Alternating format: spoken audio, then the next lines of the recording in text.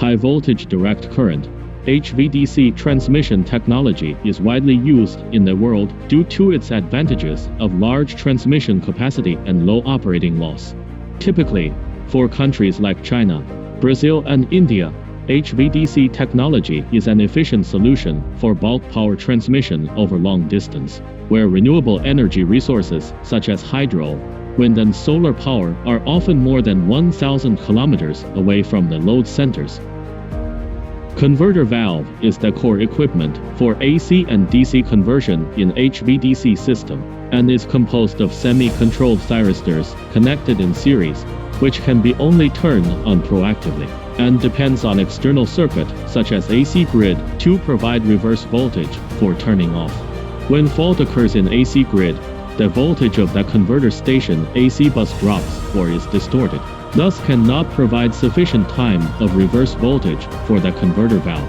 Then, commutation failure between the bridge arms happens, resulting in DC side short circuit and temporary interruption of transmitted power.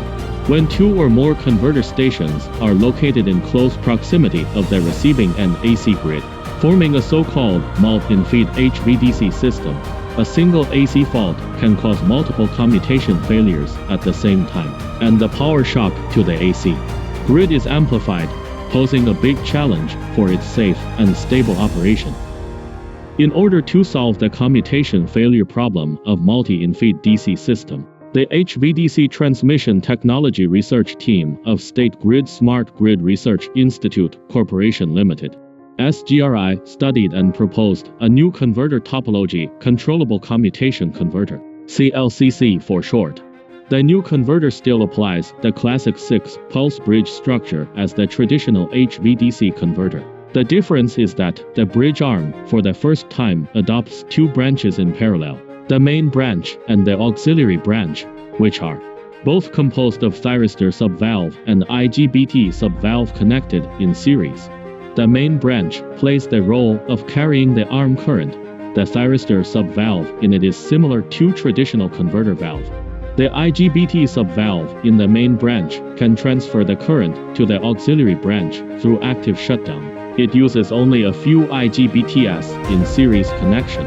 The main function of the auxiliary branch is undertaking the current transferred from the main branch periodically during the commutation phase, and transferring it to the next incoming bridge arm by turning off the IGBT subvalve proactively, preventing commutation failure from happening fundamentally. Since the series number of the main branch IGBT subvalve is low, the loss increase is limited. The auxiliary branch carries the current for quite a short time during each cycle, so the current rating of the power devices is relatively low, which means the additional cost of the converter valve is relatively low. Based on the new converter topology, the RAN team selected suitable thyristors, IGBT devices and auxiliary components, and developed a plus or minus 500 kV, 1200 CLCC prototype through compact structure design. The prototype adopts air-insulated, water-cooled, suspended double-column valve tower structure. Each valve tower contains 4 bridge arms, arranged in 8 layers, and each 2 layers constitute a single valve.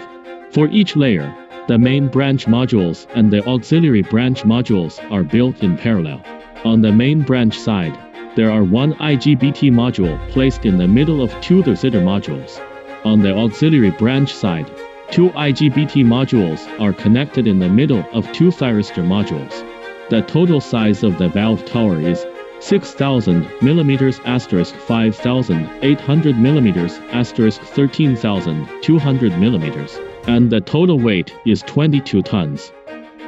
In order to prove the feasibility of CLCC, a series of tests were carried out, including custom test items such as controllable turn-off test and single-valve high-current turn-off test. The controllable turn-off test takes the valve module as the test object and is carried out on a synthetic test circuit. The test circuit provides periodic operating voltage and current for the CLCC test module, and introduces multiple cyclic fault currents during operation randomly to simulate the operating conditions of AC faults during operation, so as to verify that CLCC has the ability to resist commutation failure. The high current turn-off test of the valve tower is carried out in the high voltage test hall with the valve tower as the test object. The test setup introduces several Ca high current to the test valve, and then the test valve is ordered to turn off proactively, so as to verify the high current turn-off ability of the single valve as a whole and withstanding capability to the turn-off voltage. Test results show that CLCC has successfully passed all the tests and has the ability to defend against commutation failure.